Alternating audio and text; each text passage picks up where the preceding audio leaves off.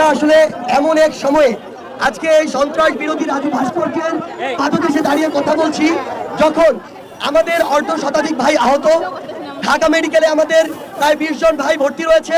অন্যতম একজন সমন্বয়ক হাসনাত আব্দুল্লাহকে তার শারীরিক অবস্থার অবনতির জন্য ঢাকা মেডিকেল থেকে উন্নত চিকিৎসার জন্য সিএমএইচে নেওয়া হয়েছে। আসলে এই পরিস্থিতি কিভাবে তৈরি হলো? আজকে বর্তমান বাংলাদেশের যে নবগঠিত অন্তর্বর্তীকালীন সরকার রয়েছে, সেই সরকার গঠনের 1 মাসও হয়নি। আমরা কখনোই বলবো না যে আপনি এই সরকারের সমালোচনা করবেন না, প্রশ্ন করবেন না।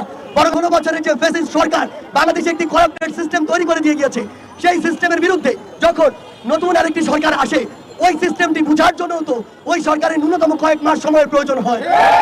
এই যে ফ্যাসিস্ট সরকার 16 বছরে আমলাতন্ত্র থেকে শুরু করে বাংলাদেশের প্রত্যেকটি সেক্টরে তার তোষামতকারী ও মদতপুষ্ট যাদেরকে বসিয়েছে, এখনো তো তাদেরকে সমূলে উৎপাটন করা যায়নি।